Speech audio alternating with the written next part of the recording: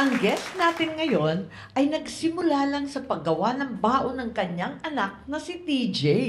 Hanggang sa nagustuhan na ng mga netizens ang pagdidesign niya ng mga pagkain para sa lahat ng mga bagets. Art sa food, more. Kasama natin sa Ay May Kusina si Tracy Ann Salvador. Yay! Nako, kumusta naman Tracy? Nakakatuwa naman itong binida ninyo. Okay naman po, sir.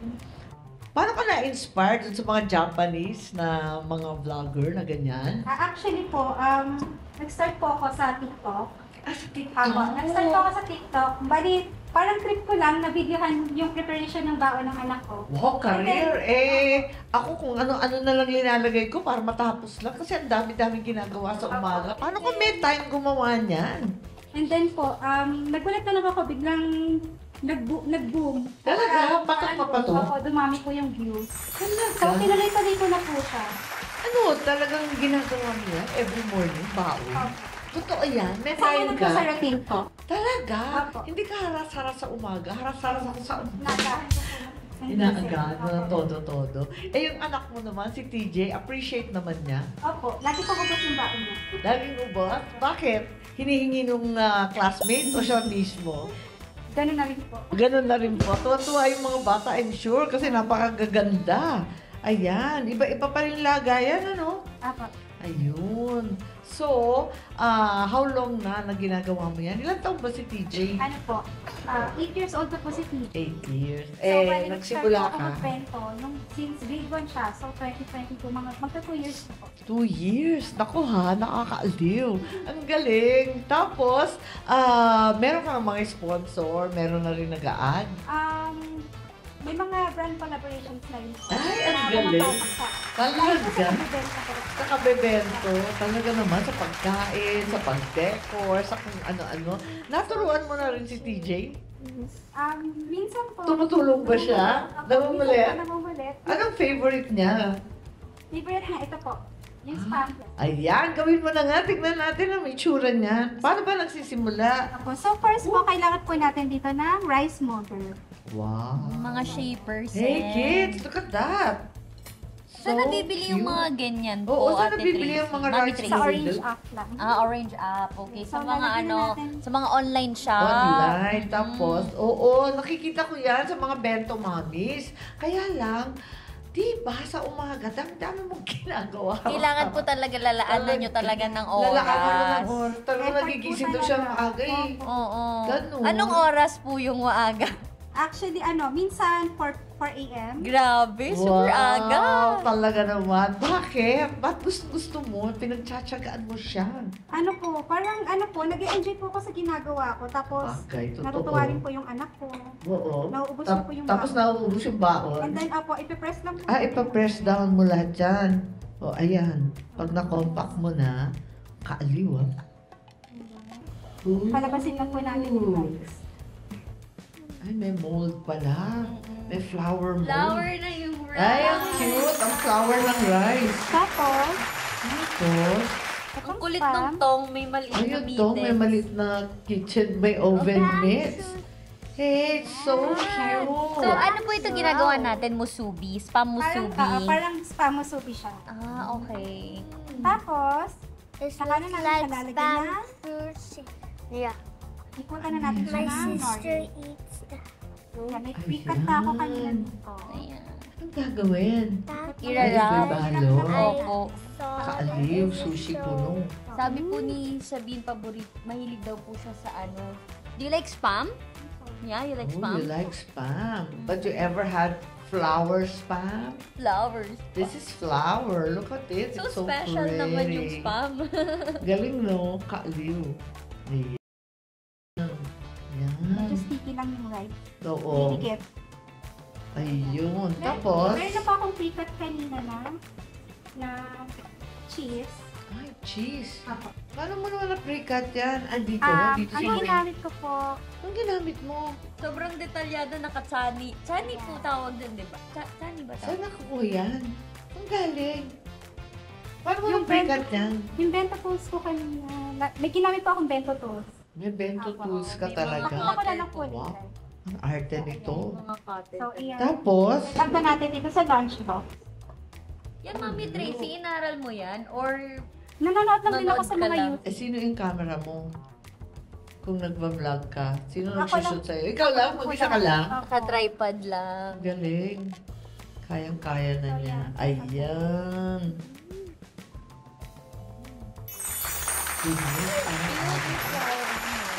Ayun. Tapos, syempre kapag may rice and Ulam na. kailangan, hindi mawawala yung fruits. Ayun. So, pwede tayo mag-cut ito ng Ano yan? kiwi. Kiwi. So, manis ka ng kata kiwi. Eh. Do you like kiwi? Kumakain ba kayong kiwi? No? Hindi. It's so good. Pwede rin po tayo gumamit. It's all vitamin C, di ba? Pwede rin tayo gumamit ng another bento tools. Itong Ito, cutter. heart naman. Heart-shaped cutter po. Nako ha. Tapos, Press lang ulit natin. Hanggang sa makat. So, saan napupunta yung mga kanari, yung mga excess na? Ay, yung mga ano? excess. Syempre tayong mga mami. Mami nga. kakainin ng mami. Bigyan breakfast ni mother. So, ayan. Kaaliw. Talaga, every morning ginagawa mo yan? Ilang years na? 2 taon daw. 2 years. So, pwede na. So, plain lang itong lunchbox natin. Pwede tayong gumamit dito ng mga Mga Ito, kulay. para mas colorful. Ay, ang cute. Mas colorful. Ganahan yung ating mga kids kumain. Tama. Parang nakita sila yung iingat ko. Yes, po. Natutuwa sila, parang naglalaro lang, ano? Yung heart shape na kiwi. Oh my goodness. Hey, it's so cute. Heart-shape nga yung mga kiwi. See, if it's heart-shape, di ba kakainin ninyo? Aki, Gab, no? Sabihin, will you eat it? Yeah. Yeah, because it's cute, right? Because it's heart-shape. Ayan, kakainin daw niya kahit hindi niya type. Mga bagets po kasi talaga, pagka Oo. nakita talaga nila, tas pleasing sa mata nila. Ay, gusto nakakatuwa lang nila kasi kakain. tignan eh. Pag hindi masaya sa paningin nila, feeling nila hindi na Wala. masarap eh. So funny. Oh, ayan, heart-shaped ang kiwi. Save mo. Ayan. Talagang pinaghahandaan ni Mami Tracy. Kinakarir ni Mami. Mm-mm. Ba yan? Talaga. And then, gawa tayo ng Ay, itlog. ng egg naman. Ano gagawin sa egg? natin. Taray, so healthy, may Si hard-boiled TJ, egg. pinapabaunan ko siya ng eggs para sa kanyang protein. Tama. Tsaka, Tama. mahaba po yung time nila sa school. Oo. Kaya, di ba pagka yung egg po, nakakabusog po talaga. Totoo ka. Tama. ayan. Tsaka nakakaano, Apo. gassy. Kayo naman. Okay, dito na tayo sa egg. Gawa natin ang design ng egg. So first, cut lang natin to ng pagganito. Maliit lang. Yung saktong kakasya lang yung ilalagay nating design. Tinanggal natin. Hey, she just made the hole. Yes po. Oh, butas lang yan. Tapos, And then, gagamit tayo dito ng coin na pang-design. Mga 2 pieces lang. Mom, Magmumukha siya sisiw. Ay, mukha siya sisiw! ayan. Ayan. Naging big na siya. Ayan, Ay! big na siya. Nakakaaliw. Ano ba yan? Tapos meron na po akong pikat kanina na ice.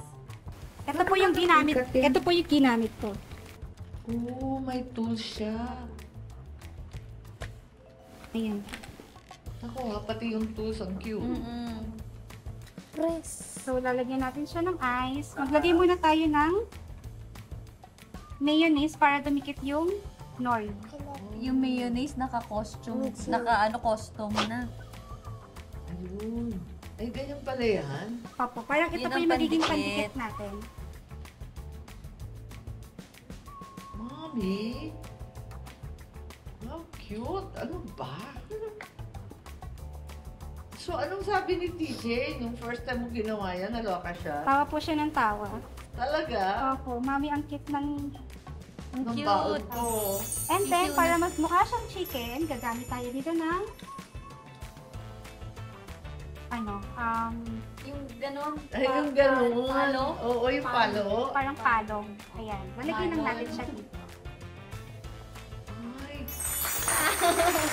Does it look like a chicken? Oo. Kakainin niyo yung itlog na ganyan? Oo, saksakan ng cute. So, pwede natin ilagay dito sa matchbox. Oh, ganun Yay! pala yun. Ay, ang cute-cute na itlog. Winner, mommy. Ano sa'yo mo? Paano mo nagawa yan? Paano naisip yan? Ginagaya ka ng ibang mami? Meron po.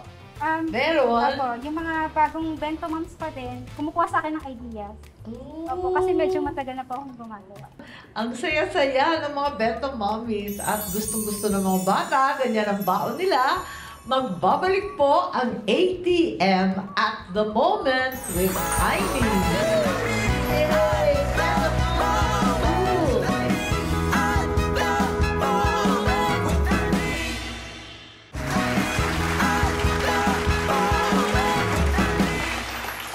Marami man ang hinaharap nating suliranin, dapat laging unahin ang pagkain.